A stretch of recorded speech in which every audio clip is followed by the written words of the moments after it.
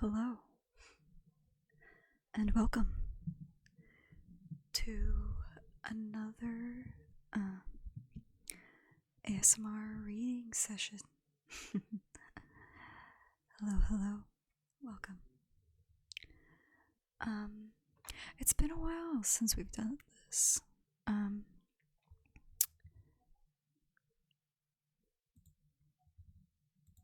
I think it's been probably maybe, I don't know, at least over a month since we've had a chance to read together. So that's what we're going to be doing tonight. We'll be continuing our reading of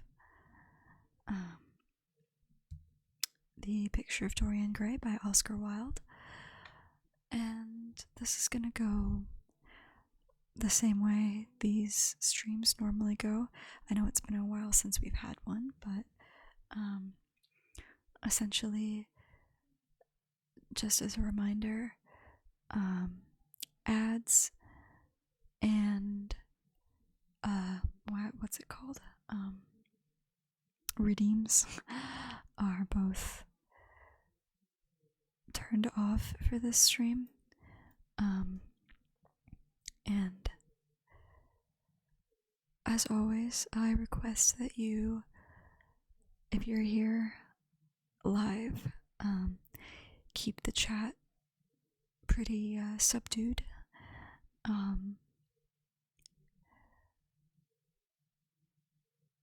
I always request that we just try to keep chat focused. Try not to send any distracting messages, just to keep me focused while I'm reading, so that I don't lose my place or anything like that. And for anybody who might be watching the VOD to not get distracted by any off-topic messages that may or may not come up. So that's just our regular little disclaimer for these ASMR streams. But before we get started, I will just let us sit and breathe a little bit, hang out together, just for a few moments, so that way we can all start to relax. I know it's not a late evening for everybody who might be here, but for those of us for whom it is a little bit later, I hope, as always, that this can be sort of a relaxing little bedtime story for you. That you can just listen to the sound of my voice and enjoy a nice little story, I guess. And I think that's pretty much how it usually goes for us here. But before we get started, like I said, we can just take a second to start sort of calming down a little bit, as you'll hear.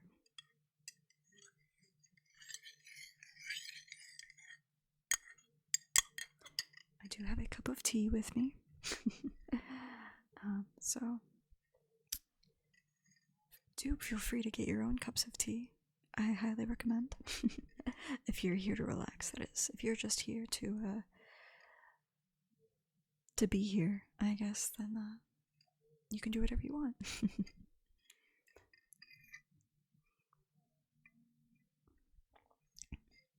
That'll also be this tea will also be my drink for when I need to take a little bit of a break in reading. Let me take a look here.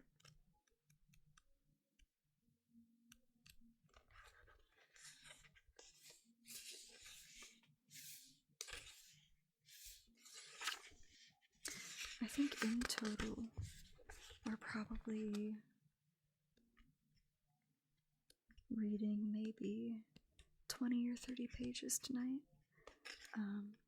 Probably about 20. Each of the chapters are only about 10 minutes long, or 10 pages long. At least they have been. And we will only be doing the 2 chapters. I'll try to go slowly. I know sometimes I have a tendency to read fast. But I'll try to go slowly so that I don't trip over any words, and so that you guys who are listening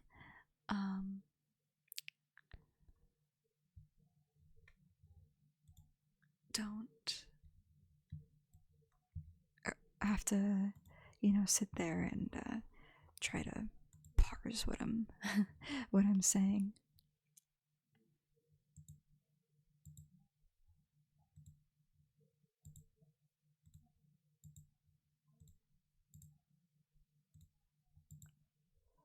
Okay.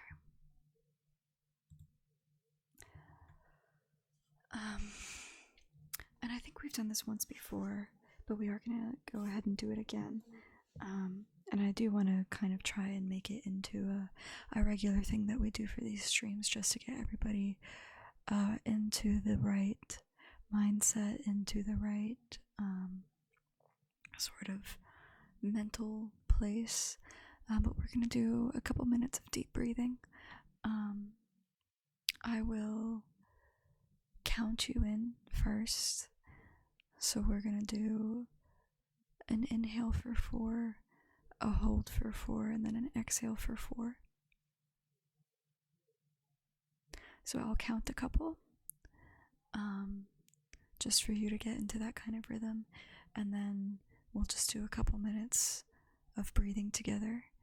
I think this is a really good sort of grounding exercise, just to get the proper amount of air into your lungs and into your brain, so that you can just kind of pause and slow down a little bit. And if you are using this as a sleep aid, then that can be something that can really help your mind and your body relax. And so, like I said, I will count a couple for you, and then you can just follow the sound of my breathing as I do it myself.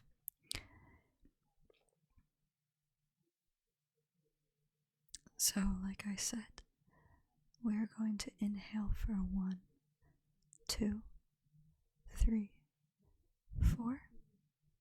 Hold for 1, 2, 3, 4. Exhale 1, 2, 3, 4. Good job. We'll do another one. Inhale for 1, 2, 3, 4. Hold for 1, 2, 3, 4. And then exhale for 1, 2, 3, 4. All right. I'll pause for just a moment so that I can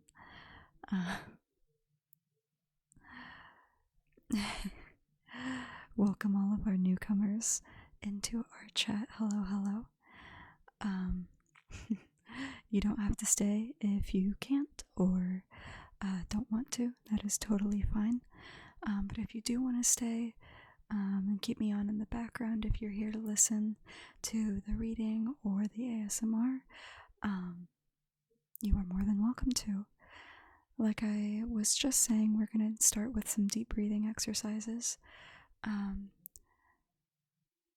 We've been doing a inhale for 4, hold for 4, exhale for 4. And so I'm going to go ahead and get back into that. I'll count you guys for a couple of more breaths, and then you can follow me for a few minutes, and then we'll get started on the reading. Okay.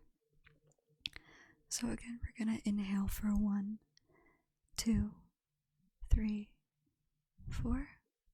Hold for 1, 2, 3, 4. Exhale 1, 2, 3, 4. Very good. Inhale for 1, 2, 3, 4. Hold 1, 2, 3, 4. Exhale 1, 2, 3, 4. You're all good. Deep breathing exercises are a really good way to help you relax and calm down. So now that I've sort of counted for a couple and set up the right rhythm, I'm gonna go ahead and just do a couple minutes of deep breathing. I won't count for these ones. And then and you can just follow along, alright? Okay.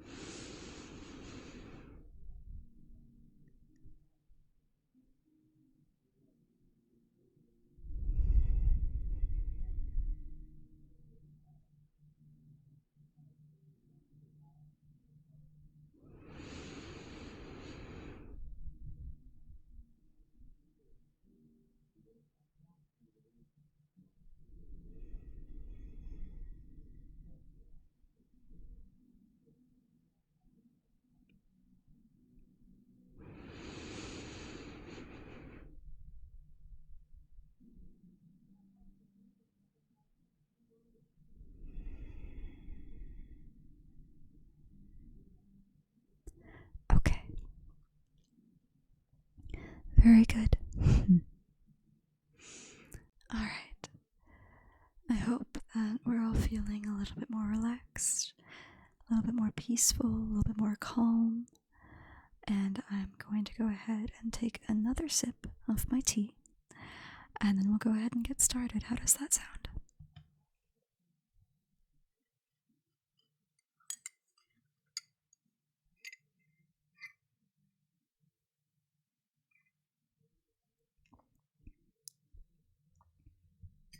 I try not to make my sips too loud for you guys. I know some of us don't like the mouth sounds. Okay.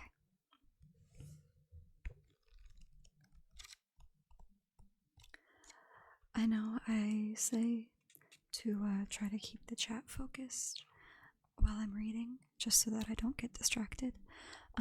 But do feel free to let me know if the audio is a little bit off, or if you'd like me to maybe slow down a little bit. I will be more than happy to do so for you guys. With that said, this is chapter 7 of The Picture of Dorian Gray.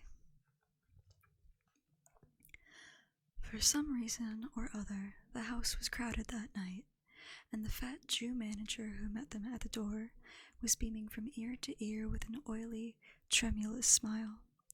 He escorted them to their box with a sort of pompous humility, waving his fat, jeweled hands and talking at the top of his voice. Dorian Gray loathed him more than ever.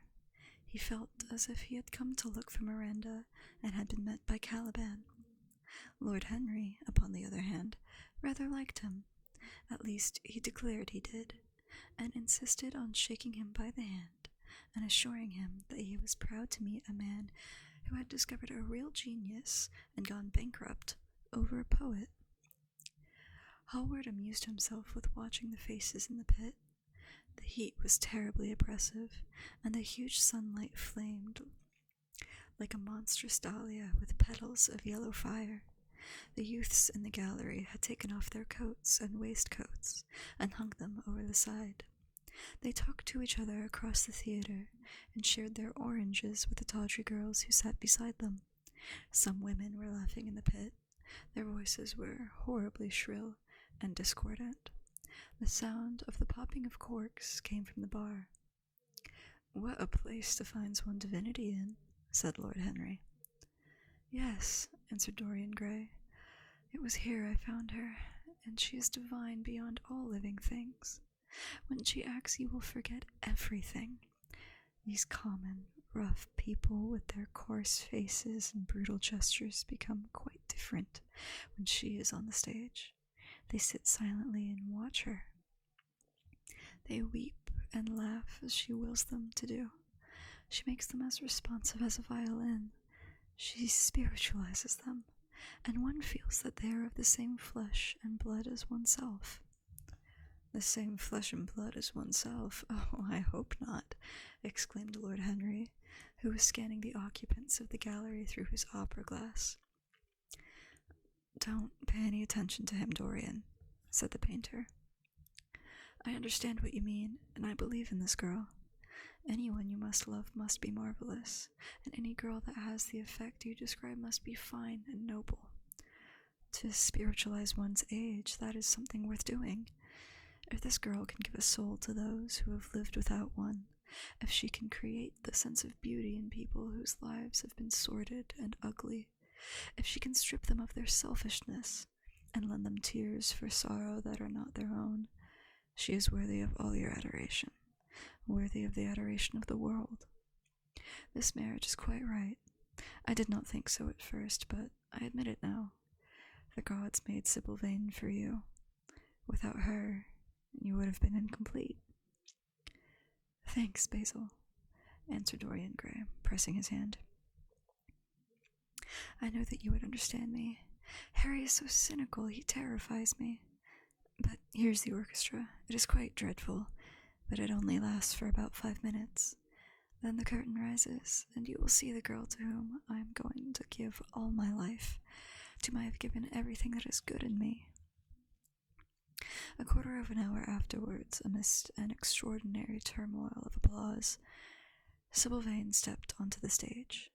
Yes, she was certainly lovely to look at. One of the loveliest creatures, Lord Harry thought, that he had ever seen.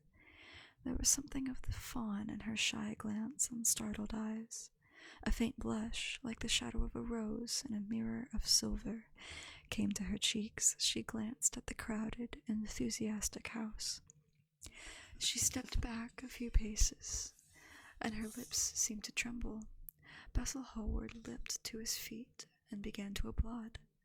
Motionless, and as one in a dream, sat Dorian Gray, gazing at her.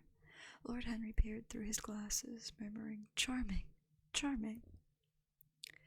The scene was the hall of Capulet's house, and Romeo in his pilgrim's dress had entered with Mercutio and his other friends. The band, such as it was, struck up a few bars of music, and the dance began. Through the crowd of ungainly, shabbily dressed actors, Sybil Vane moved like a creature from a finer world. Her body swayed while she danced as a plant sways in the water. The curves of her throat were the curves of a white lily. Her hands seemed to be made of cool ivory. Yet she was curiously listless. She showed no sign of joy when her eyes rested on Romeo. The few words she had to speak. "Good pilgrim, you do wrong with your hands too much, which mannerly devotion shows in this, for saints have hands that pilgrims' hands do touch, and palm to palm as holy palmers kiss." With the brief dialogue that follows, were spoken in a thoroughly artificial manner. The voice was exquisite, but from the point of view of tone, it was absolutely false. It was wrong in color.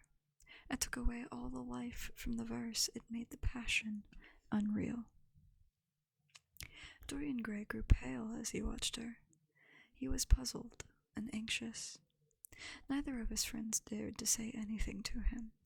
She seemed to them to be absolutely incompetent. They were horribly disappointed. Yet they felt that the true test of any Juliet is the balcony scene of the second act. They waited for that. If she failed there was nothing in her. She looked charming as she came out in the moonlight. That could not be denied. But the staginess of her acting was unbearable and grew worse as she went on. Her gestures became absurdly artificial. She overemphasized everything that she had to say.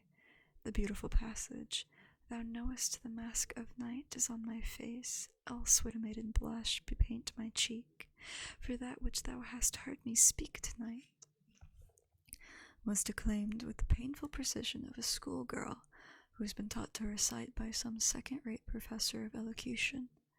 When she leaned over the balcony and came to those wonderful lines, "Although I joy in thee, I have no joy of this contract tonight. It is too rash, too unadvised, too sudden, too like the lightning which doth cease to be ere one can say it lightens. Sweet good night. This bud of love by summer's ripening breath may prove a beauteous flower when next we meet." She spoke the words as though they conveyed no meaning to her. It was not nervousness. Indeed, so far from being nervous, she was absolutely self-contained. It was simply bad art. She was a complete failure. Even the common, uneducated audience of the pit and gallery lost their interest in the play. They got restless and began to talk loudly and to whistle. The Jew manager, who was standing at the back of the dress circle, stamped and swore with rage. The only person unmoved was the girl herself. When the second act was over, there came a storm of hisses, and Lord Henry got up from his chair and put on his coat. "She's quite beautiful, Dorian," he said, "but she can't act. Let us go." "I'm going to see the play through," answered the lad in a hard, bitter voice. "I am awfully sorry that I've made you waste an evening, Harry. I apologize to you both." "My dear Dorian, I should think Miss Vane was ill," interrupted Hallward. "We shall come some other night." "I wish she were ill," he rejoined, "but she seems to me to be simply callous and cold. She has entirely altered. Last night she was a great artist. This evening she is merely a commonplace, mediocre actress." "Don't talk like that about anyone you love, Dorian. Love is a more wonderful thing than art." "They are both simply forms of imitation," remarked Lord Henry. "But do let us go, Dorian. You must not stay here any longer. It is not good for one's morals to see bad acting. Besides, I don't suppose you will want your wife to act. So what does it matter if she plays Juliet like a wooden doll? She's very lovely. And if she knows a little about life as she does about acting, she will be a delightful experience. There are only two kinds of people who are really fascinating: people who know absolutely everything, and people who know absolutely nothing. Good heavens, my dear boy, don't look so tragic. The secret of remaining young is never to have an emotion that is unbecoming. Come to the club with Basil and myself. We will smoke cigarettes and drink to the beauty of Sybil Vane. She is beautiful. What more can you want?" "Go away, Harry," cried the lad. "I want to be alone. Basil, you must go. Can't you see that my heart is breaking?" The hot tears came to his eyes. His lips trembled, and, rushing to the back of the box, he leaned up against the wall, hiding his face in his hands. "Let us go, Basil," said Lord Henry, with a strange tenderness in his voice, as the two young men passed out together. A few moments afterwards the floodlights flared up, and the curtain rose on the third act. Dorian Gray went back to his seat. He looked pale, and proud, and indifferent. The play dragged on, and seemed interminable. Half of the audience went out, tramping in heavy boots and laughing. The whole thing was a fiasco. The last act was played to almost empty benches. The curtain went down on a titter and some groans. As soon as it was over, Dorian Gray rushed behind the scenes into the green room. The girl was standing there, alone, with a look of triumph on her face. Her eyes were lit with an exquisite fire. There was a radiance about her. Her parted lips were smiling over some secret of their own. When he entered, she looked at him, and an expression of infinite joy came over her. "How badly I acted tonight, Dorian," she cried. "Horribly," he answered, gazing at her in amazement. "Horribly, it was dreadful. Are you ill? You have no idea what it was. You have no idea what I suffered." The girl smiled. "Dorian," she answered, lingering over his name with long-drawn music in her voice, as though it were sweeter than honey to the red petals of her mouth. "Dorian, you should have understood. But you understand now, don't you?" "Understand what?" he asked, angrily.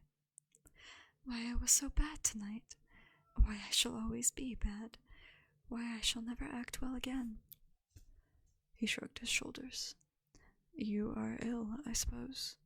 When you are ill, you shouldn't act. You make yourself ridiculous.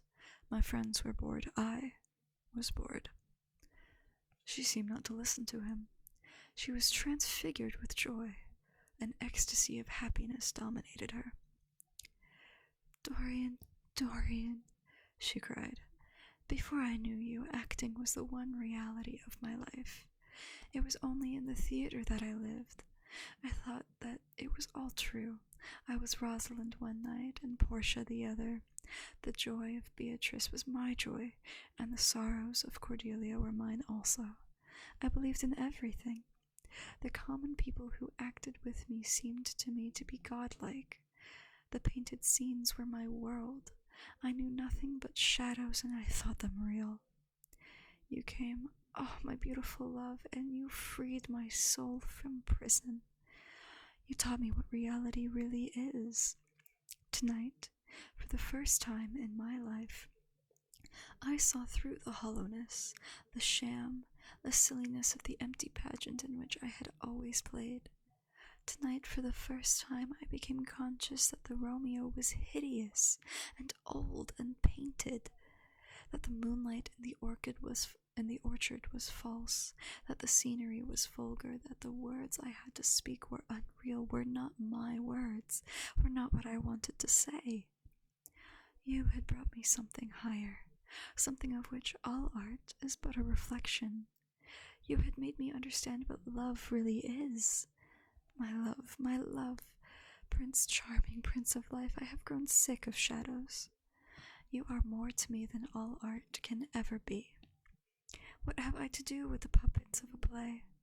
When I came on tonight, I could not understand how it was that everything had gone from me. I thought that I was going to be wonderful. I found that I could do nothing. Suddenly it dawned on my soul what it all meant. The knowledge was exquisite to me. I heard them hissing, and I smiled. What could they know of love such as ours? Take me away, Dorian, take me away with you, where we can be quite alone. I hate the stage. I might mimic a passion that I do not feel, but I cannot mimic one that burns in me like fire. Oh, Dorian, Dorian, you understand now what it signifies? Even if I could do it, it would be profanation for me to play at being in love. You have made me see that."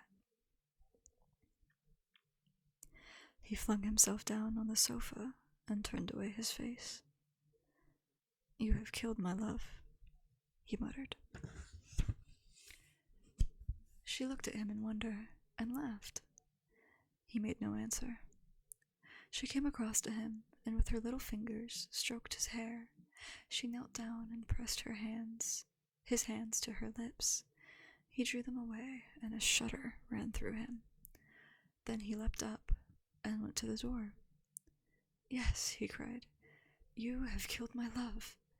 You used to stir my imagination. Now you don't even stir my curiosity. You simply produced no effect. I loved you because you were marvelous, because you had genius and intellect, because you realized the dreams of great poets and gave shape and substance to the shadows of art. You have thrown it all away. You are shallow and stupid. My God, how mad I was to love you. What a fool I have been. You are nothing to me now. I will never see you again. I will never think of you. I will never mention your name. You don't know what you were to me once. Why once? Oh, I can't bear to think of it. I wish I had never laid eyes upon you. You have spoiled the romance of my life.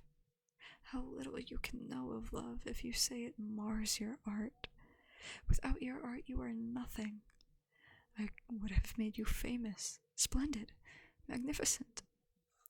The world would have worshipped you, and you would have borne my name. What are you now? A third-rate actress with a pretty face.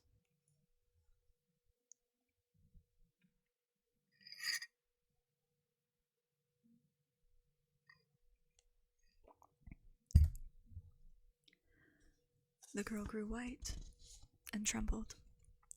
She clenched her hands together, and her voice seemed to catch in her throat. You are not serious, Dorian, she murmured. You are acting. Acting? I leave that to you. You do it so well, he answered bitterly.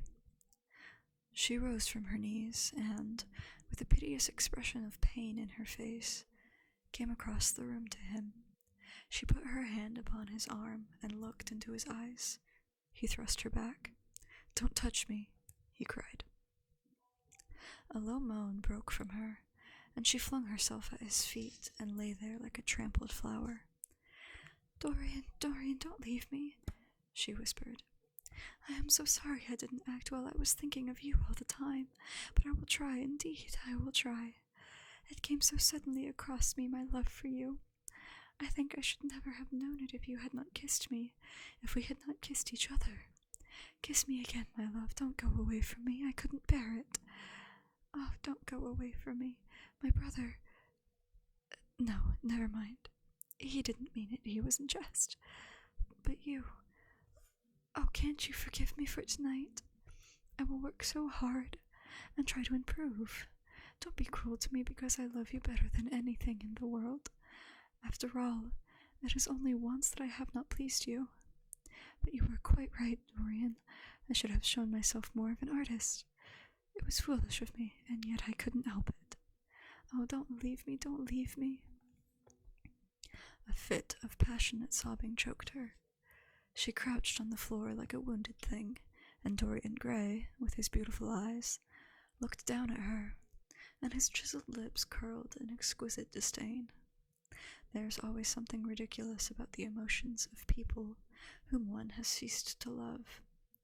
Sybil Vane seemed to him to be absurdly melodramatic. Her tears and sobs annoyed him. I am going, he said at last, in his calm, clear voice.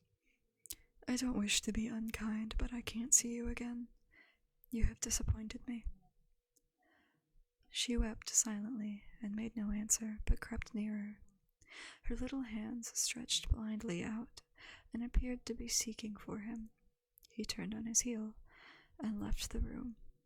In a few moments he was out of the theater. Where he went to he hardly knew. He remembered wandering through dimly lit streets, past gaunt, black-shadowed archways and evil-looking houses. Women with hoarse voices and harsh laughter had called after him. Drunkards had reeled by, cursing and chattering to themselves like monstrous apes. He had seen grotesque children huddled upon doorsteps, and heard shrieks and oaths from gloomy courts. As the dawn was just breaking, he found himself close to Covent Garden. The darkness lifted, and, flush with faint fires, the sky hollowed itself to a perfect pearl. Huge carts filled with nodding lilies rumbled slowly down the polished, empty street. The air was heavy with the perfume of the flowers, and their beauty seemed to bring him an anodyne for his pain. He followed into the market and watched the men unloading their wagons. A white-smocked carter offered him some cherries. He thanked him, and wondered why he refused to accept any money for them, and began to eat them listlessly. They had been plucked at midnight, and the coldness of the moon had entered into them. A long line of boys carrying crates of striped tulips and of yellow and red roses defiled in front of him, threading their way through the huge jade-green pails of vegetables. Under the portico, with its gray, sun-bleached pillars, loitered a troop of draggled, bareheaded girls, waiting for the auction to be over. Others crowded round the swinging doors of the coffee house in the piazza. The heavy cart horses slipped and stamped upon the rough stones, shaking their bells and trappings. Some of the drivers were lying asleep on a pile of sacks. Iris-necked and pink-footed, the pigeons ran about picking up seeds. After a little while, he hailed a hansom and drove home. For a few moments he loitered upon the doorstep, looking round at the silent square with its blank, close-shuttered windows and its staring blinds. The sky was pure opal now, and the roofs of the houses glistened like silver against it. From some chimney opposite a thin reef of smoke was rising. It curled, a violet riband, through the nacre-colored air. And the huge gilt Venetian lantern, spoil of some of Dodge's barge that hung from the ceiling of the great oak-paneled hall of entrance, lights were still burning from 3 flickering jets. Thin blue petals of flame they seemed, rimmed with white fire.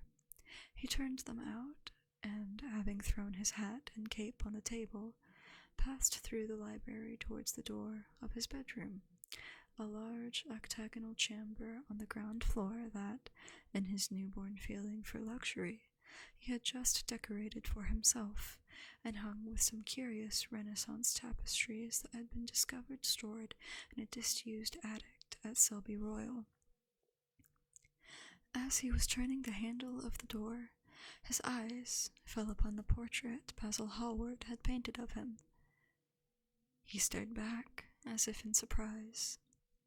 Then he went on into his own room, looking somewhat puzzled. After he had taken the buttonhole out of his coat, he seemed to hesitate. Finally, he came back, went over to the picture, and examined it. In the dim, arrested light that struggled through the cream-colored silk blinds, the face appeared to him to be a little changed. The expression looked different. One would have said that there was a touch of cruelty in the mouth. It was certainly strange. He turned round and, walking to the window, drew up the blind. The bright dawn flooded the room and swept the fantastic shadows into dusky corners where they lay shuddering. But the strange expression that he had noticed in the face of the portrait seemed to linger there, to be more intensified even. The quivering, ardent sunlight showed him the lines of cruelty around the mouth as clearly as if he had been looking into a mirror after he had done some dreadful thing. He winced, and, taking up from the table an oval glass framed in ivory cupids, one of Lord Henry's many presents to him, glanced hurriedly into its polished depths. No line like that warped his red lips. What did it mean? He rubbed his eyes and came close to the picture and examined it again. There were no signs of any change when he looked into the actual painting, and yet there was no doubt that the whole expression had altered. It was not a mere fancy of his own. The thing was horribly apparent. He threw himself into a chair and began to think. Suddenly, there flashed across his mind what he had said in Basil Hallward's studio the day the picture had been finished. Yes, he remembered it perfectly. He had uttered a mad wish that he himself might remain young, and that the portrait grow old, that his own beauty might be untarnished, and the face on the canvas bear the burden of his passions and his sins, that the painted image might be seared with the lines of suffering and thought, and that he might keep all the delicate bloom and loveliness of his then just conscious boyhood. Surely his wish had not been fulfilled. Such things were impossible. It seemed monstrous even to think of them. And yet there was the picture before him, with a touch of cruelty in the mouth. Cruelty. Had he been cruel? It was the girl's fault, not his. He had dreamed of her as a great artist, had given his love to her because he had thought her great. Then she had disappointed him. She had been shallow and unworthy. And yet a feeling of infinite regret came over him as he thought of her lying at his feet, sobbing like a little child. He remembered with what callousness he had watched her. Why had he been made like that? Why had such a soul been given to him? But he had suffered also. During the 3 terrible hours that the play had lasted, he had lived centuries of pain, eon upon eon of torture. His life was well worth hers. She had marred him for a moment, if he had wounded her for an age. Besides, women were better suited to bear sorrow than men. They lived on their emotions. They only thought of their emotions. When they took lovers, it was merely to have someone with whom they could have scenes. Lord Henry had told him that, and Lord Henry knew what women were. Why should he trouble about Sybil Vane? She was nothing to him now. But the picture, what was he to say of that? It held the secret of his life and told his story. It had taught him to love his own beauty. Would it teach him to loathe his own soul? Would he ever look at it again? No, it was merely an illusion wrought on the troubled senses. The horrible night that he had passed had left phantoms behind it. Suddenly there had fallen upon his brain that tiny scarlet speck that makes men mad. The picture had not changed. It was folly to think so. Yet it was watching him, with its beautiful marred face and its cruel smile. Its bright hair gleamed in the early sunlight. Its blue eyes met his own. A sense of infinite pity, not for himself, but for the painted image of himself, came over him. It had altered already and would alter more. Its gold would wither into gray. Its red and white roses would die. For every sin that he committed, a stain would fleck and wreck its fairness. But he would not sin. The picture, changed or unchanged, would be to him the visible emblem of conscience. He would resist temptation. He would not see Lord Henry any more, would not, at any rate, listen to those subtle, poisonous theories that in Basil Hallward's garden had first stirred within him the passion for impossible things. He would go back to Sybil Vane, make her amends, marry her, try to love her again. Yes, it was his duty to do so. She must have suffered more than he had.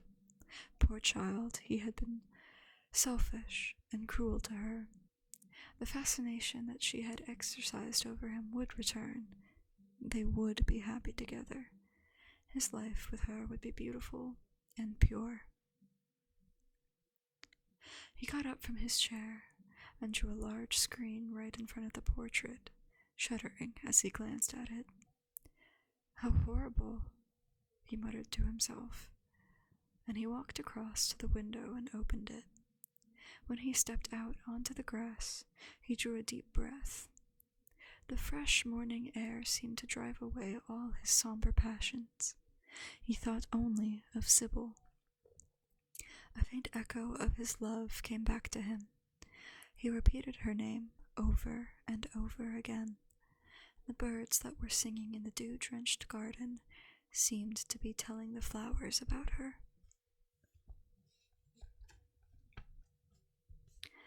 That is the end of chapter 7.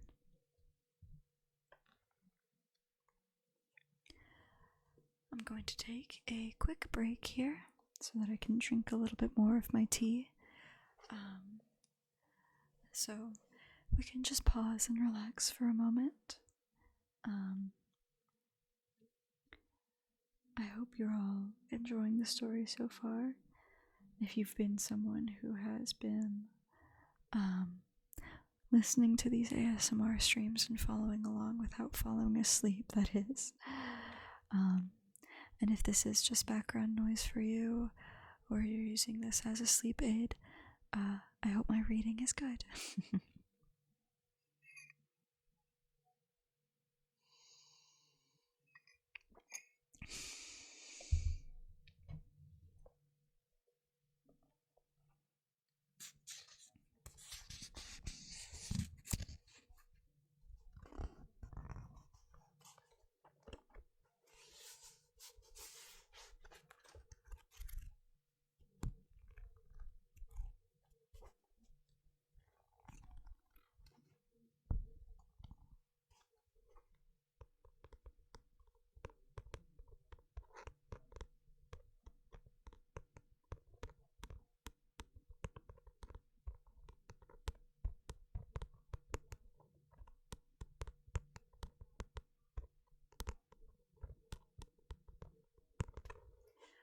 My nails aren't as long right now, so the tapping sounds aren't as precise. Sorry about that.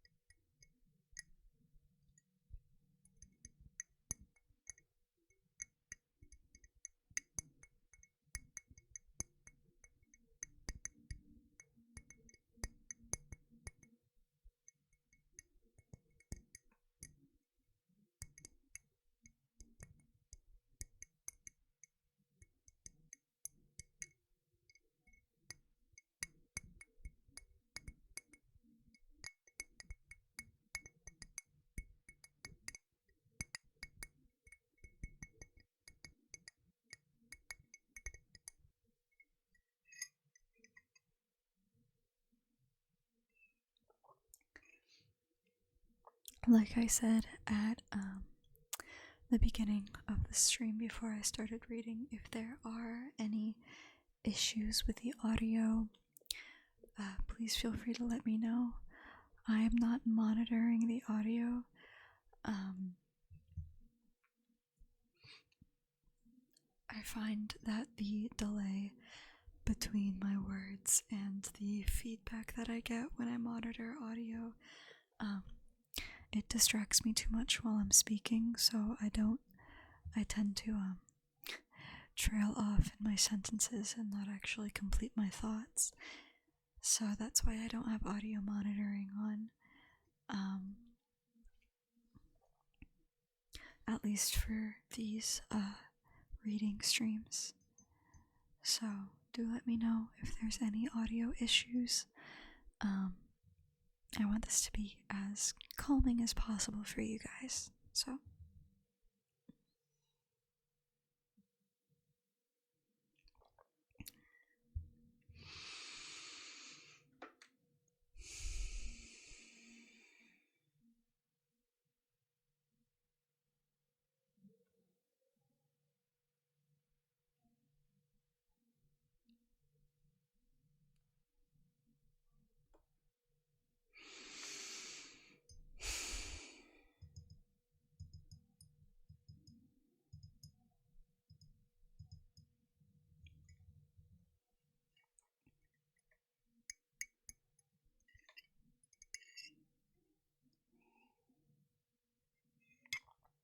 Okay. I'm really tempted to finish all of my tea right now, but I know I'm gonna need more to drink, probably sometime in the middle of chapter 8 and after chapter 8, but my tea's gonna be cold by then, so I'm a little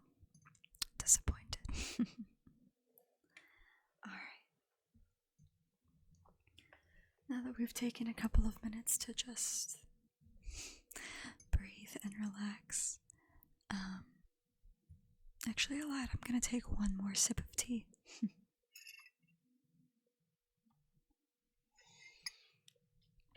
Alright.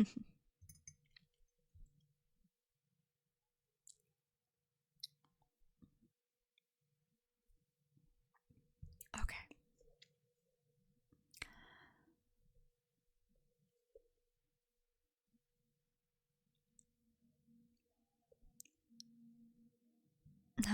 Now for real that we've taken a couple of minutes, I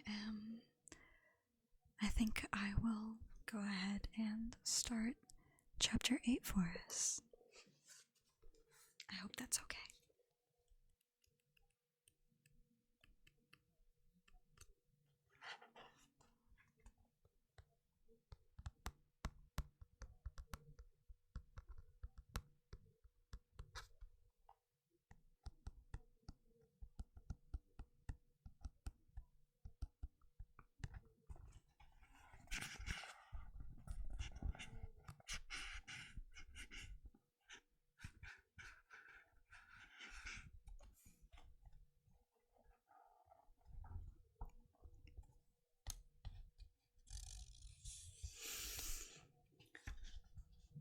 Chapter 8. It was long past noon when he awoke. His valet had crept several times on tiptoe into the room to see if he was stirring, and had wondered what made his young master sleep so late. Finally, his bell sounded, and Victor came softly in with a cup of tea and a pile of letters on a small tray of old Sèvres china, and drew back the olive satin curtains with their shimmering blue lining that hung in front of the 3 tall windows. "Monsieur has slept well this morning," he said, smiling. "What o'clock is it, Victor?" asked Dorian Gray, drowsily. 1 hour and a quarter, monsieur." How late it was! He sat up, and, having sipped some tea, turned over his letters. One of them was from Lord Henry, and had been brought by hand that morning. He hesitated for a moment, and then put it aside. The others he opened listlessly. They contained the usual collection of cards, invitations to dinner, tickets for private views, programs of charity concerts and the like that are showered on fashionable young men every morning during the season. There was a rather heavy bill for a chased silver Louise Quinn's toilet set that he had not yet had the courage to send on to his guardians, who were extremely old-fashioned people and did not realize that we live in an age when unnecessary things are our only necessities. And there were several very courteously worded communications from Jermyn Street moneylenders offering to advance any sum of money at a moment's notice and at the most reasonable rates of interest. After about 10 minutes, he got up, and, throwing on an elaborate dressing gown of silk-embroidered cashmere wool, passed into the onyx-paved bathroom. The cool water refreshed him after his long sleep. He seemed to have forgotten all that he had gone through. A dim sense of having taken part in some strange tragedy came to him once or twice, but there was the unreality of a dream about it. As soon as he was dressed, he went into the library and sat down to a light French breakfast that had been laid out for him on a small round table close to the open window. It was an exquisite day. The warm air seemed laden with spices. A bee flew in and buzzed round the blue dragon bowl that, filled with sulphur-yellow roses, stood before him. He felt perfectly happy. Suddenly his eye fell on the screen that he had placed in front of the portrait, and he started. "Too cold for monsieur?" asked his valet, putting an omelette on the table. "I shut the window?" Dorian shook his head. "I am not cold," he murmured. Was it all true? Had the portrait really changed? Or had it been simply his own imagination that had made him see a look of evil where there had been a look of joy? Surely a painted canvas could not alter. The thing was absurd. It would serve as a tale to tell Basil someday.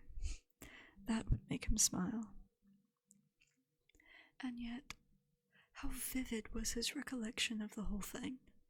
First in the dim twilight, and then in the bright dawn, he had seen the touch of cruelty round the warped lips. He almost dreaded his valet leaving the room. He knew that when he was alone he would have to examine the portrait. He was afraid of certainty. When the coffee and cigarettes had been brought, and the man turned to go, he felt a wild desire to tell him to remain. As the door was closing behind him, he called him back. The man stood waiting for his orders. Dorian looked at him for a moment. "I am not at home to anyone, Victor," he said with a sigh. The man bowed and retired.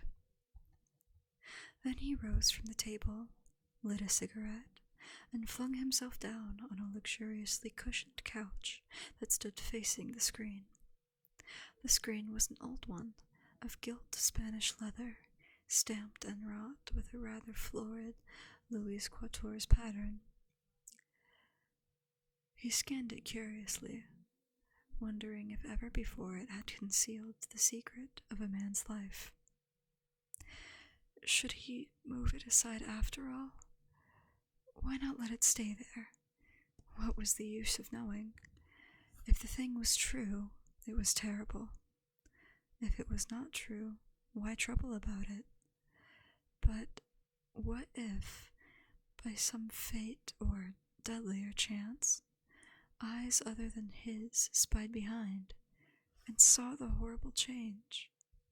What should he do if Basil Hallward came and asked to look at his own picture? Basil would be sure to do that. No, the thing had to be examined, and at once. Anything would be better than this dreadful state of doubt. He got up and locked both doors. At least he would be alone when he looked upon the mask of his shame. Then he drew the screen aside and saw himself face to face. It was perfectly true. The portrait had altered. As he often remembered afterwards, and always with no small wonder, he found himself at first gazing at the portrait with a feeling of almost scientific interest. That such a change should have taken place was incredible to him, and yet it was a fact. Was there some subtle affinity between the chemical atoms that shaped themselves into form and color on the canvas, and the soul that was within him? Could it be that what that soul thought they realized, that what it dreamed they made true? Or was there some other, more terrible reason? He shuddered and felt afraid, and, going back to the couch, lay there, gazing at the picture in sickened horror. One thing, however, he felt that it had done for him. It had made him conscious of how unjust, how cruel he had been to Sybil Vane. It was not too late to make reparation for that. She could still be his wife. His unreal and selfish love would yield to some higher influence, would be transformed into some nobler passion, and the portrait that Basil Hallward had painted of him would be a guide to him through life, would be to him what holiness is to some, and conscience to others, and the fear of God to us all. There were opiates for remorse, drugs that could lull the moral sense to sleep, but here was a visible symbol of the degradation of sin. Here was an ever-present sign of the ruin, men brought upon their souls. 3 o'clock struck, and 4, and the half-hour rang its double chime, but Dorian Gray did not stir. He was trying to gather up the scarlet threads of life and to weave them into a pattern, to find his way through the sanguine labyrinth of passion through which he was wandering. He did not know what to do or what to think. Finally, he went over to the table and wrote a passionate letter to the girl he had loved, imploring her forgiveness and accusing himself of madness. He covered page after page with wild words of sorrow and wilder words of pain. There is a luxury in self-reproach. When we blame ourselves, we feel that no one else has a right to blame us. It is the confession, not the priest, that gives us absolution. When Dorian had finished the letter, he felt that he had been forgiven. Suddenly, there came a knock to the door, and he heard Lord Henry's voice outside. "My dear boy, I must see you. Let me in at once. I can't bear you shutting yourself up like this." He made no answer at first, but remained quite still. The knocking still continued, and grew louder. Yes, it was better to let Lord Henry in, and to explain to him the new life he was going to lead, to quarrel with him if it became necessary to quarrel, to part if parting was inevitable. He jumped up, drew the screen hastily across the picture, and unlocked the door. "I am so sorry for it all, Dorian," said Lord Henry, as he entered, "but you must not think too much about it." "Do you mean about Sybil Vane?" asked the lad. "Yes, of course," answered Lord Henry, sinking into a chair and slowly pulling off his yellow gloves. "It is dreadful from one point of view, but it was not your fault. Tell me, did you go behind and see her after the play was over?" "Yes."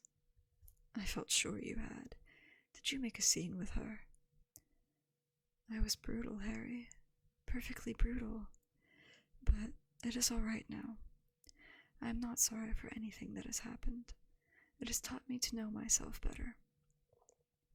"Ah, Dorian, I'm so glad you take it in that way. I was afraid I would find you plunged in remorse and tearing that nice curly hair of yours." "I have got through all that," said Dorian, shaking his head and smiling. "I am perfectly happy now. I know what conscience is, to begin with. It is not what you told me it was. It is the divinest thing in us. Don't sneer at it, Harry, any more. At least, not before me. I want to be good. I can't bear the idea of my soul being hideous." "A very charming artistic basis for ethics, Dorian. I congratulate you on it. But how are you going to begin?" "By marrying Sybil Vane." "Marrying Sybil Vane?" cried Lord Henry, standing up and looking at him in perplexed amazement. "But my dear Dorian—" "Yes, Harry, I know what you are going to say. Something dreadful about marriage. Don't say it. Don't ever say things of that kind to me again. 2 days ago I asked Sybil to marry me. I am not going to break my word to her. She is to be my wife." "Your wife? Dorian, didn't you get my letter? I wrote to you this morning and sent the note down by my own man." "Your letter? Oh, yes, I remember. I have not read it yet, Harry. I was afraid there might be something in it that I wouldn't like. You cut life to pieces with your epigrams." "You know nothing, then?" "What do you mean?" Lord Henry walked across the room and, sitting down by Dorian Gray, took both his hands in his own and held them tightly. "Dorian," he said, "my letter. Don't be frightened. was to tell you that Sybil Vane is dead." A cry of pain broke from the lad's lips, and he leapt to his feet, tearing his hands away from Lord Henry's grasp. "Dead? Sybil dead? It is not true. It is a horrible lie. How dare you say it?" "It is quite true, Dorian," said Lord Henry gravely. "It is in all the morning papers. I wrote down to ask you not to see anyone till I came. There will have to be an inquest, of course, and you must not be mixed up in it. Things like that make a man fashionable in Paris, but in London, people are so prejudiced. Here, one should never make one's debut with a scandal. One should reserve that to give an interest to one's old age. I suppose they don't know your name at the theater? If they don't, it is all right. Did anyone see you going round to her room? That is an important point." Dorian did not answer for a few moments. He was dazed with horror. Finally, he stammered in a stifled voice. "Harry, did you say an inquest? What did you mean by that? Did Sybil—" "Oh, Harry, I can't bear it. But be quick. Tell me everything at once." "I have no doubts that it was not an accident, Dorian, though it must be put that way to the public. It seems that as she was leaving the theater with her mother, about 12:30 or so, she said she had forgotten something upstairs. They waited some time for her, but she did not come down again. They ultimately found her lying dead on the floor of her dressing room.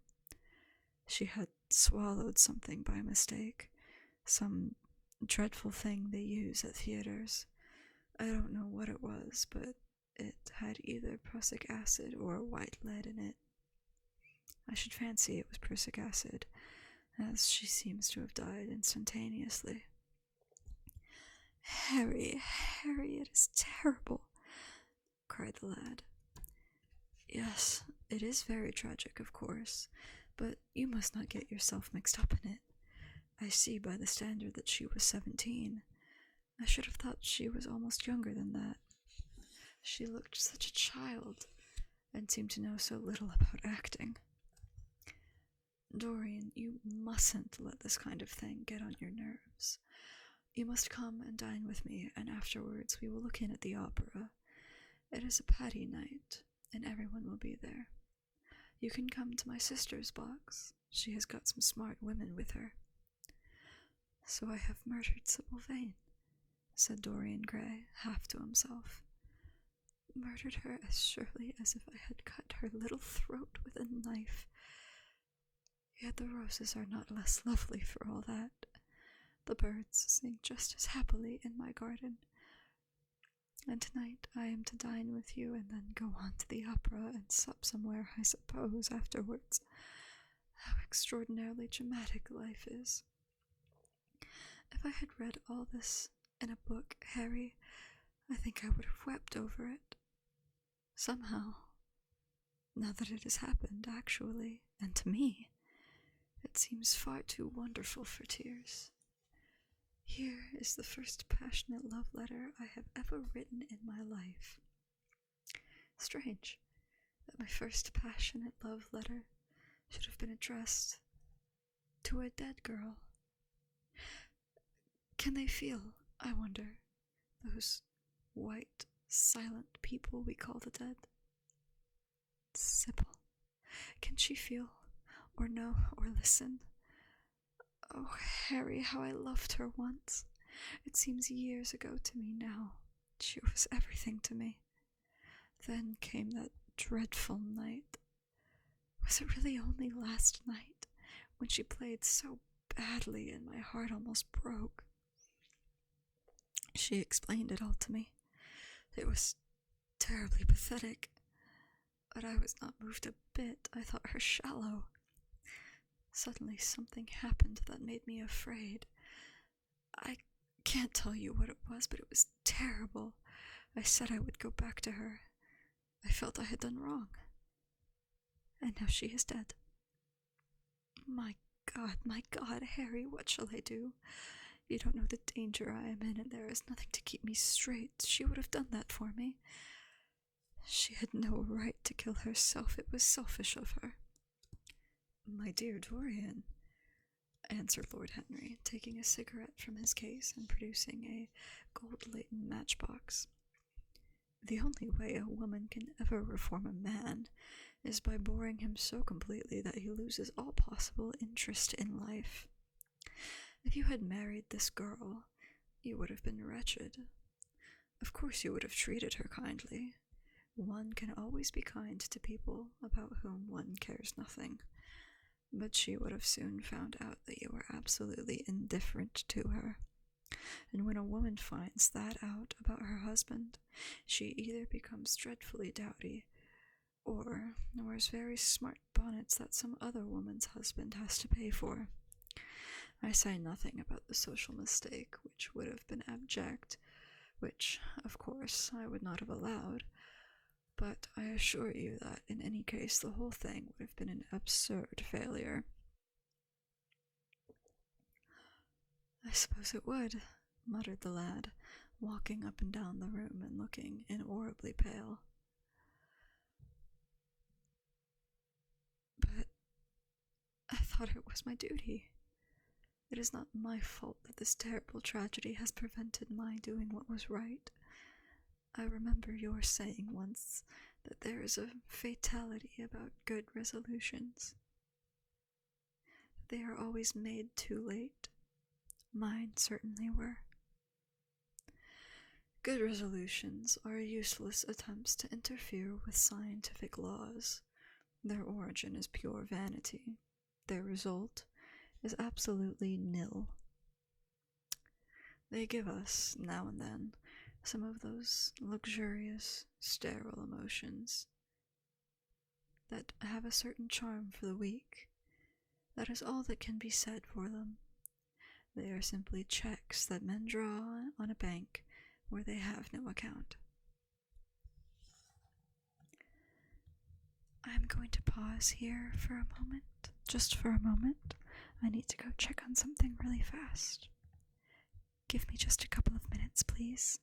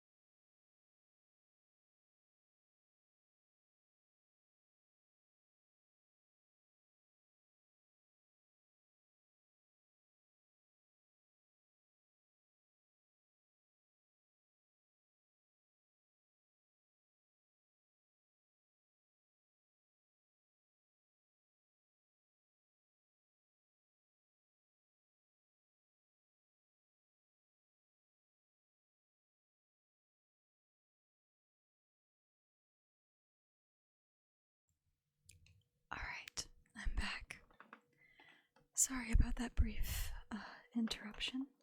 I just had to go check on something in the house very fast. But we will continue now in our reading of chapter 8.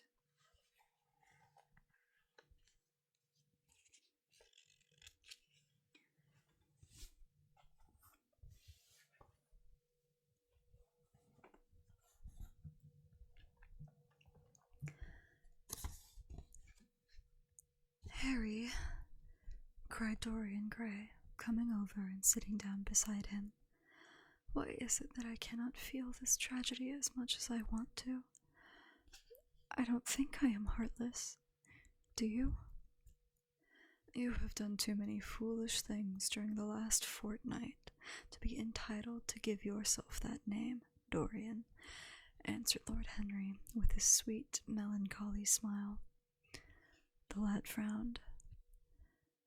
I don't like that explanation, Harry, he rejoined.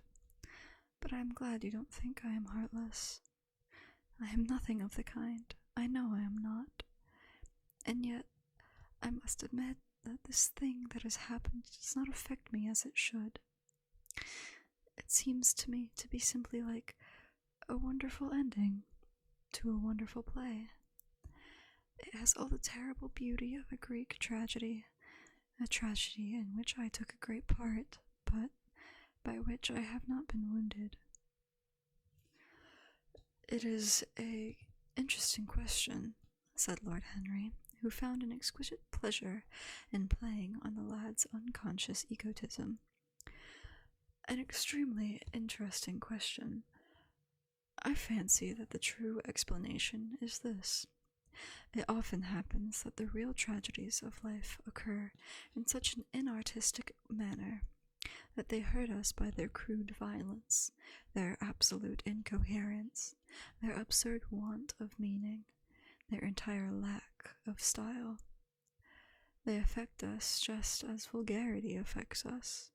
They give us an impression of sheer brute force, and we revolt against that. Sometimes, however, a tragedy that possesses artistic elements of beauty crosses our lives.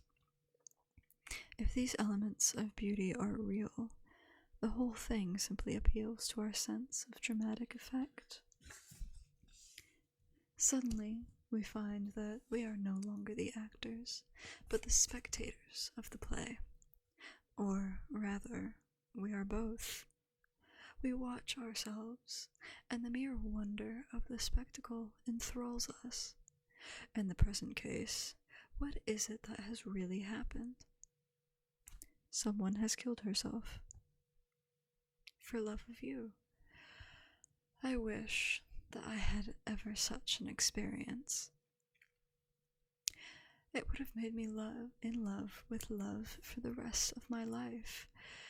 The people who have adored me, there have been not very many, but there have been some, have always insisted on living on long after I had ceased to care for them, or they to care for me. They have become stout and tedious, and when I meet them, they go in at once for reminiscences. That awful memory of woman, what a fearful thing it is, and what an utter intellectual stagnation it reveals. One should absorb the color of life, but one should never remember its details. Details are always vulgar. I must sow poppies in my garden, said Dorian. There's no necessity, rejoined his companion. Life has poppies always in her hands. Of course, now and then, things linger. I once wore nothing but violets all through one season as a form of artistic mourning for a romance that would not die. Ultimately, however, it did die. I forget what killed it. I think it was her proposing to sacrifice the whole world for me. That is always a dreadful moment. It fills one with the terror of eternity. Well, would you believe it? A week ago, at Lady Hampshire's, I found myself seated at dinner next to the lady in question, and she insisted on going over the whole thing again and digging up the past and raking up the future. I had buried my romance in a bed of asphodel. She dragged it out again and assured me that I had spoiled her life. I am bound to state that she ate an enormous dinner, so I did not feel any anxiety. But what a lack of taste she showed. The one charm of the past is that it is the past, but women never know when the curtain has fallen. They always want a sixth act, and as soon as the interest of the play is entirely over, they propose to continue it. If they were allowed their own way, every comedy would have a tragic ending, and every tragedy would culminate in a farce. They are charmingly artificial, but they have no sense of art. You are more fortunate than I am, I assure you, Dorian, that not one of the women I have known would have done for me what Sybil Vane did for you. Ordinary women always console themselves. Some of them do it by going in for sentimental colors. Never trust a woman who wears mauve, whatever her age may be, or a woman over 35 who is fond of pink ribbons. It always means that they have a history. Others find a great consolation in suddenly discovering the good qualities of their husbands. They flaunt their conjugal felicity in one's face, as if it were the most fascinating of sins. Religion consoles some. Its mysteries have all the charm of a flirtation, a woman once told me, and I can quite understand it. Besides, nothing makes one so vain as being told that one is a sinner. Conscience makes egotists of us all. Yes, there really is no end to the consolations that women find in modern life. Indeed, I have not mentioned the most important one. "What is that, Harry?" said the lad listlessly. "Oh, the obvious consolation. Taking someone else's admirer when one loses one's own. In good society, that always whitewashes a woman. But really, Dorian, how different Sybil Vane must have been from all the women one meets.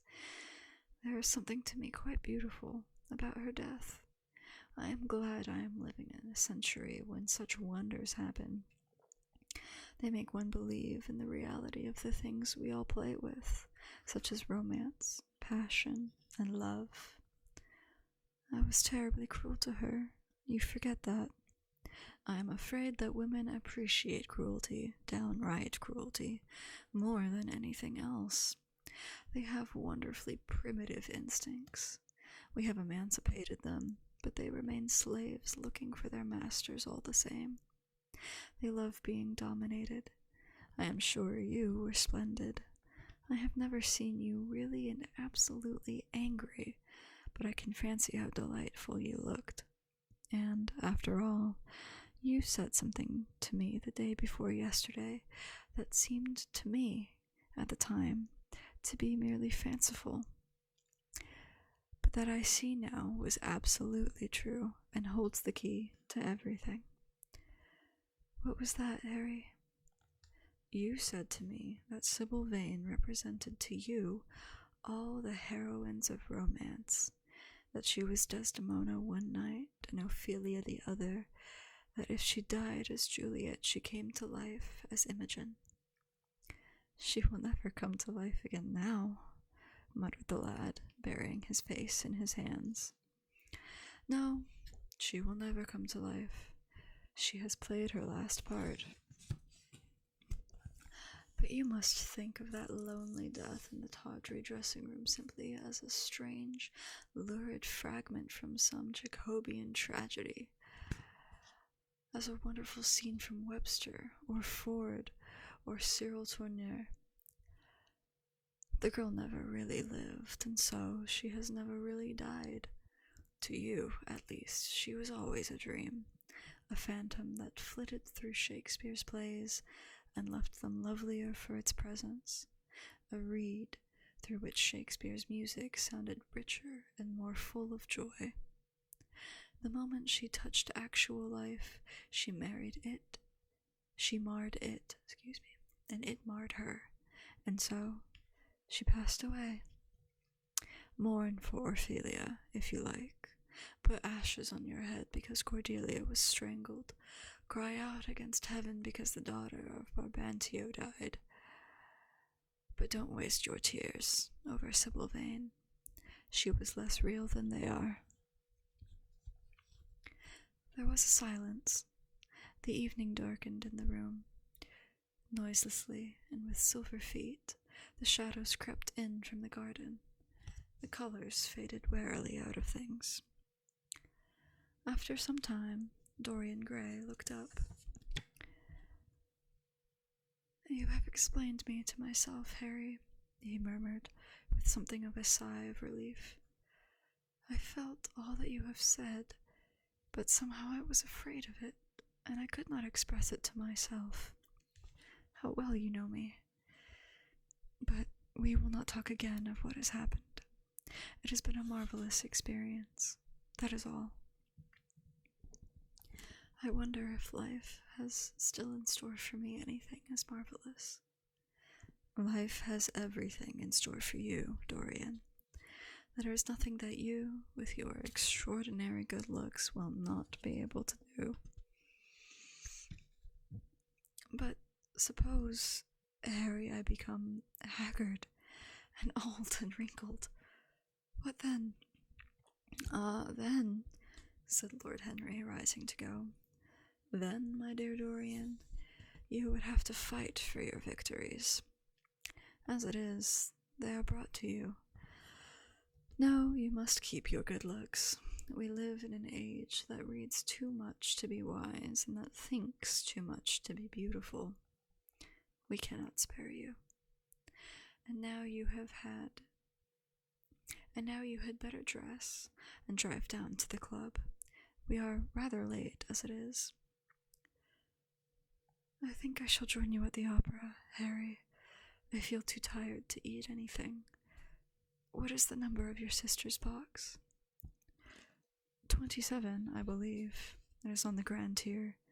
You will see her name on the door. But I'm sorry you won't come and dine." "I don't feel up to it," said Dorian listlessly.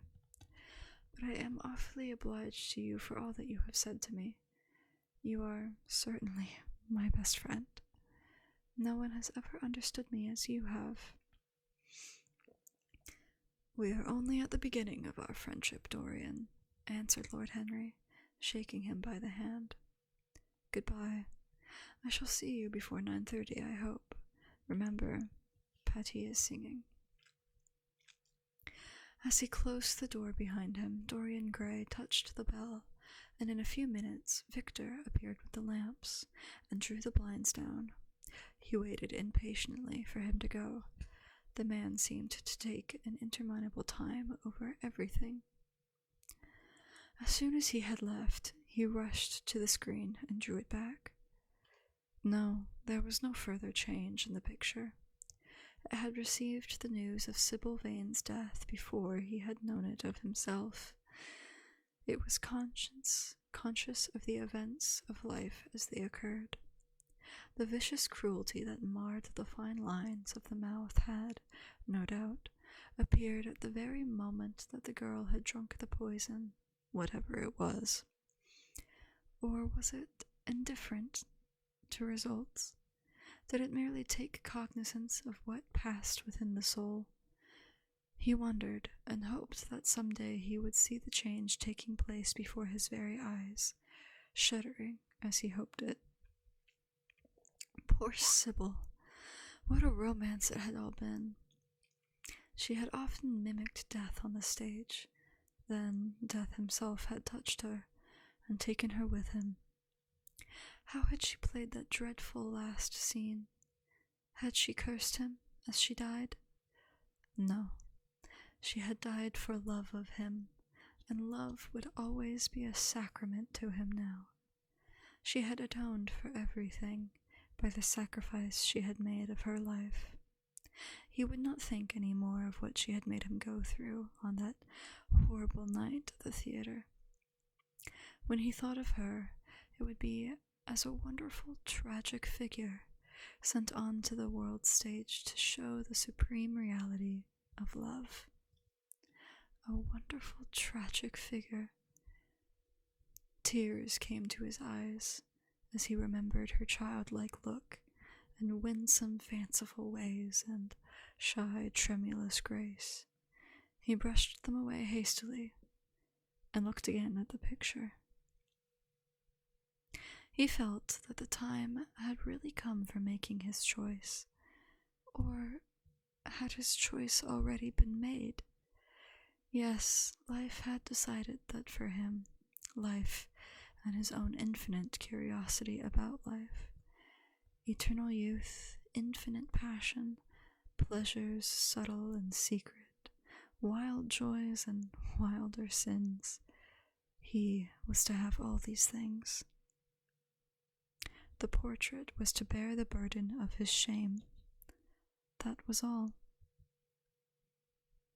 A feeling of pain crept over him as he thought of the desecration that was in store for the fair face on the canvas. Once, in boyish mockery of Narcissus, he had kissed, or feigned to kiss, those painted lips that now smiled so cruelly at him. Morning after morning he had sat before the portrait, wondering at its beauty, almost enamored of it, as it seemed to him at times. Was it to alter now with every mood to which he yielded? Was it to become a monstrous and loathsome thing, to be hidden away in a locked room, to be shut out from the sunlight that had so often touched to brighter gold the waving wonder of its hair? The pity of it, the pity of it. For a moment he thought of praying that the horrible sympathy that existed between him and the picture might cease. It had changed in answer to a prayer. Perhaps in answer to a prayer it might remain unchanged. And yet, who that knew anything about life would surrender the chance of remaining always young, however fantastic that chance might be, or with what fateful consequences it might be fraught? Besides, was it really under his control? Had it indeed been prayer that had produced the substitution? Might there not be some curious scientific reason for it all? If thought could exercise its influence upon a living organism, might not thought exercise an influence upon dead and inorganic things? Nay, without thought or conscious desire, might not things external to ourselves vibrate in unison with our moods and passions, atom calling to atom in secret love or strange affinity? But the reason was of no importance. He would never again tempt by prayer any terrible power. If the picture was to alter, it was to alter. That was all. Why inquire too closely into it? For there would be a real pleasure in watching it. He would be able to follow his mind into its secret places. This portrait would be to him the most magical of mirrors. As it had revealed to him his own body, so it would reveal to him his own soul. And when winter came upon it, he would still be standing where spring trembles on the verge of summer. When the blood crept from its face and left behind a pallid mask of chalk with leaden eyes, he would keep the glamour of boyhood. Not one blossom of his loveliness would ever fade. Not one pulse of his life would ever weaken. Like the gods of the Greeks, he would be strong and fleet and joyous. What did it matter what happened to the colored image on the canvas? He would be safe. That was everything. He drew the screen back into its former place in front of the picture smiling as he did so, and passed into his bedroom, where his valet was already waiting for him. An hour later, he was at the opera, and Lord Henry was leaning over his chair. That is the end of chapter 8.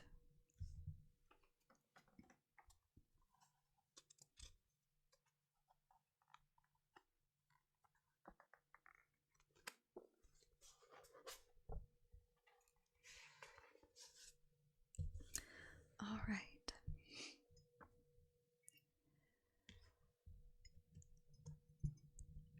We won't end with any more deep breathing exercises today. I know that I think I did that last time, but I think I will just take a couple of minutes to finish my tea. And then I will leave you all to the rest of your evening.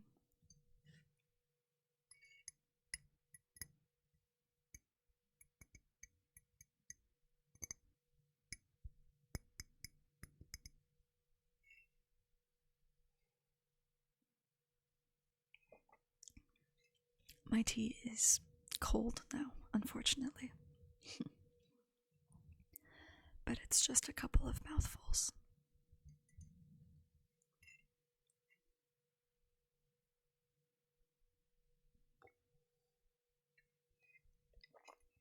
All right.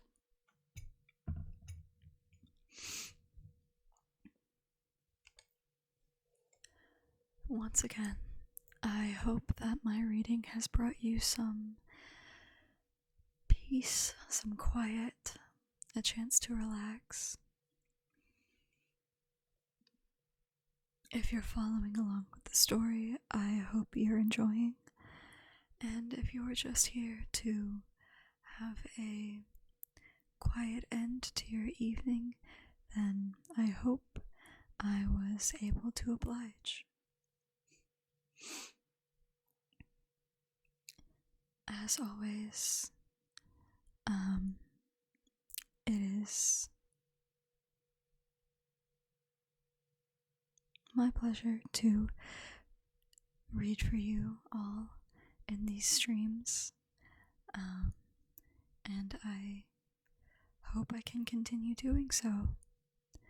I hope we will be able to continue our way through the Picture of Dorian Gray and hopefully finish the novel sometime in the near future. But until then, there will be other streams of mine for you to catch, and other days for you to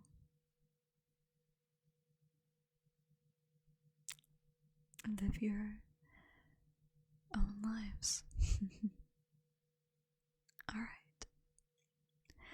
I hope everyone has a wonderful rest of their evening, a restful rest of their evening, and I will see you all in the next stream. Thank you all for listening, and have a good night.